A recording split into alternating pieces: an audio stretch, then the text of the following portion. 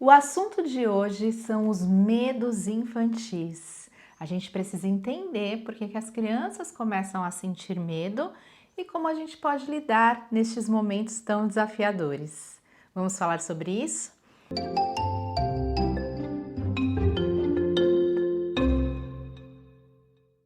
Eu sou a Alessandra da Silva Ferreira, psicóloga infantil. Se você está por aqui e ainda não se inscreveu neste canal, já te convido a dar alerta neste sino e se inscrever aqui no canal, para que assim você receba todas as informações e conteúdos novinhos que tem por aqui toda semana. Muito bem, vamos começar falando ali aonde surge os medos, né? A criança por volta dos seus 4, 5 anos de idade começa a sentir alguns medos, principalmente os medos de andar sozinho, né? Ou sozinha ali pela casa, pelos cômodos, dormir sozinho no quarto, medo do escuro. Estes são os mais comuns. Por que eles começam a aparecer? Essa criança que já está ali por volta dos seus 4, 5 anos de idade, já passou por um processo de individuação, o início ali de entender que eu sou eu, você é você. Então, ali por volta dos 2 anos e meio, 3 anos de idade, eu já falei muitas vezes sobre isso aqui, vocês vão encontrar vídeos que trazem esse tema. Acontece essa separação, né, da criança com a mãe. É onde a criança começa a se posicionar, a ter essas suas vontades mais intensas. E essa sensação de que eu sou eu, você é você, ela traz sim um certo incômodo, uma estranheza, é algo diferente que está sendo vivenciado pela primeira vez. Então, ali por volta dos seus 4, 5, 6 anos de idade, é claro que a gente não tem algo tão marcado, mas é em torno de essa criança que está vivenciando essa separação, começa a não querer andar sozinho pelos cômodos da casa. Então, ir até a cozinha, tem medo, dormir sozinho no quarto, às vezes dormir e agora não quer mais. É muito por conta desse processo, porque essa sensação de separação pode trazer ali na fantasia da criança de que ela vai realmente ficar sozinha, de verdade, não vai ver mais a mãe, não vai ver mais o pai. Então, tem isso que a gente chama, quando tá de forma muito intensa, de ansiedade de separação. Pode prolongar, pode ser apenas uma fase, aí vai depender de caso a caso que aquela criança vivencia ali no seu ambiente familiar. O medo do escuro, o medo das bruxas, lobo mau, das histórias, elas começam a acontecer também nessa fase muito porque é difícil para a criança que está no mundo da fantasia, da imaginação, trazer para a realidade aquilo que ela vê ali nos livros, que isso não existe, que isso faz parte só da fantasia. Ela de fato acredita naqueles personagens. Imagina assim, até pra gente, às vezes quando a gente tem um pensamento ruim, mesmo que esse pensamento não tenha acontecido, que não seja verdade, a gente fica com uma certa angústia, né? Só por passar na nossa cabeça. Então, para a criança é muito difícil essa separação. Por isso que ela fica com essa angústia que gera um medo e que o pensamento vai ficando cada vez mais intenso de que aquilo existe, de que aquele monstro existe, de que ele vai aparecer e vai de fato trazendo um certo medo. São esses medos comuns aí a partir dessa idade. Como que a gente pode lidar com eles? Muito bem. Quando a gente fala dessa questão, né, dessa dificuldade de trazer para a realidade, de fazer essa diferenciação entre fantasia e realidade, que essa criança ainda está começando a entender tudo isso, é a gente exercitar isso.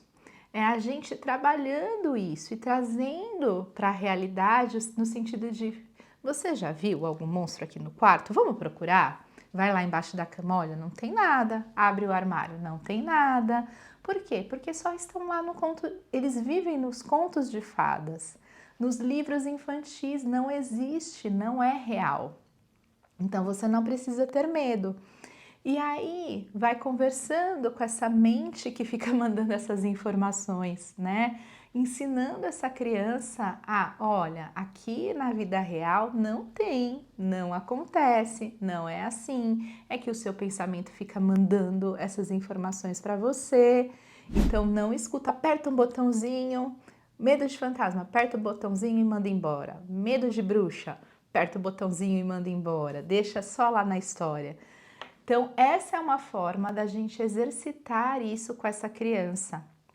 No caso do medo da separação, né, do pai e da mãe, também é importante a gente ir trazendo para a realidade dessa criança que isso nunca aconteceu e nunca vai acontecer. E aí a gente tem coisas concretas para trabalhar isso. Então eu gosto muito de uma brincadeira que inclusive eu faço aqui no consultório, que é a brincadeira da lã. A criança segura numa ponta, escolhe uma cor que deixa forte, a cor da coragem, sabe? Lã de tricotar? Essa lã mesmo. Então, a criança vai, escolhe uma cor, a mãe segura numa ponta lá no quarto dela, enquanto a criança está no outro, puxa de um lado, puxa do outro, a criança segurando na ponta lá e puxa de um lado, a mãe segurando aqui nessa ponta, puxa. Tá sentindo, filho? Tô aqui. A criança também, tô aqui. Isso é uma simbologia dessa conexão que ela não vai se cortar. E depois, com o tempo, depois de várias brincadeiras, de várias vezes brincando disso, da quantidade de vezes que vocês acharem necessário e a criança também, isso vai internalizando de alguma forma. É uma forma, é um recurso concreto de mostrar que essa criança não está solta, não está sozinha, né? Se faz sentido para você, se você está gostando dessas dicas já, clica aqui, curte esse vídeo, compartilha, porque a próxima dica ela é muito especial. Então, uma outra forma da gente lidar com esses medos, e antes de eu falar dessa forma, eu quero dizer que é muito importante a gente não menosprezar esses medos, não falar, ai que bobeira, ai que bobagem, isso não existe, assim, menosprezando. Porque a criança realmente está sentindo, então a gente tem que se conectar com aquilo, acolher o que ela está sentindo, considerar, né? Para poder trabalhar e trazer essas ferramentas que eu estou compartilhando com vocês. A brincadeira da lã, caso vocês queiram que eu especifique mais e fale mais sobre ela e traga outros recursos, é só comentar aqui que eu posso fazer um vídeo curto sobre isso e deixo lá no meu Instagram. Muito bem. Outro recurso muito especial e que eu gosto muito são os livros infantis. Os livros, eles trazem histórias e cochicham baixinho ali internamente dentro da criança informações para que essas dificuldades e esses desafios sejam de alguma forma trabalhados. E aí hoje eu quero apresentar para vocês o meu livro infantil que acabou de sair do forno, que é Nina e a Luz Mágica, Superando o Medo do Escuro. Olha que graça, deixa eu aproximar. Lindo, né?